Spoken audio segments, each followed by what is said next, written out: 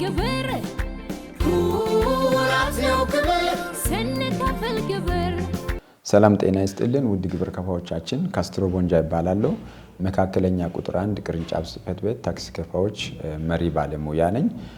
በዛሬው አንድ ርዕስ ጉዳይ ይዤ ቀርቤያለሁ። ይህም ታክስ አስተዳደር አዋጅ 983 2008 አንቀጽ 20 ንዑስ አንቀጽ 10 ላይ ስለ ለውጦቹን ይናገራል። ይህን በተመለከተ መመሪያ ቁጥር 143 2011 ላይ የንግድ ስራ ጋር ተያይዞ የሚደረጉ ለውጦች አሉ።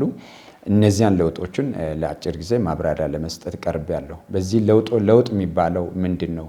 ለውጦች መቼ ይከሰታሉ?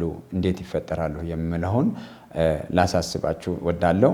ለውጦች ምንድናቸው የሚለው ለውጦች ድርጅቱ ግለሰብ ሆነ ስም ለውጥ በሚያደርግበት ጊዜ ለውጦች ይፈጠራሉ።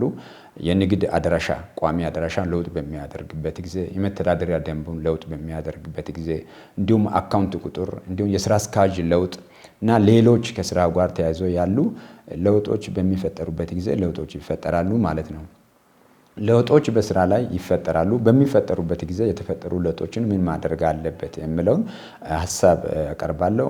ለውጦች በተፈጠሩበት ሰዓት ላይ ለውጡን ካወቀና ከተረጋገጠ ቀጥታ ግል መመልከቻን በመያዝ መጥቶ በቅርንጫፍ ጽሕፈት ቤት ላይ ተዘጋጅቶ ባለው የለውጥ ማሳወቂያ ፎርም ላይ ትክክለኛ አድራሻውን ትክክለኛ የለውጡን ሁኔታ በመሙላት ማቅረብ አለበት። ለውጡን በሚያቀርብበት ሰዓት ላይ የሶስተኛ ወገን መረጃ ከጠየቀ አብሮ አታች አድርጎ አያይዞ ማቅረብ ይጠበቅበታል። ለውጦቹ በእነዚህ በንግድ ስራዎቹ ብቻ ሳይሆን ካፒታል ዲቪደንድ ማሳደጊያ በሚደረግበት ጊዜ ለውጦች ይፈጠራሉ። ይህን ለውጥ በሚፈጠርበት ሰዓት ላይ ወደ ውልና ማስረጃ በመሄድ ማረጋገጥ እና ንግድ ቢሮ ላይ ሪኒው በማስደረግ ካጸደቁ በኋላ በቀጣይ ባለው በ30 ቀናት ውስጥ ቀርቦ እሱንም ማሳወቅ ይጠበቅበታል። ይህንን የሚያሳውቀው አካል አንደኛ የታክስ ከፋይ የራሱ ነው። ሁለተኛ ታክስ እንደራሴ፣ ሶስተኛ ታክስ ውክልና የተሰጠው አካል ይህንን ማሳወቅ አለበት ማለት ነው። ይህንን በማያሳወቅበት ሰዓት ላይ የሚከተለው ያው ታክስ አስተዳደር አዋጅ ላይ የተቀመጡ ቅጣቶች አሉ። የሚያስቀምጡ ቅጣቶች ምንድናቸው?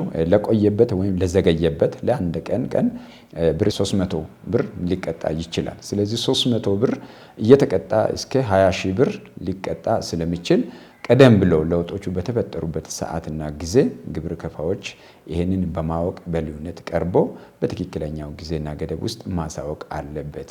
ይህን በማያደርግበት ጊዜ ቅጣቶች ተፈጻሚ ይሆናሉ ማለት ነው። በሌላ ጊዜ በሌላ ፕሮግራም ላይ እስከምንገናኝ ደህና ሁኑ።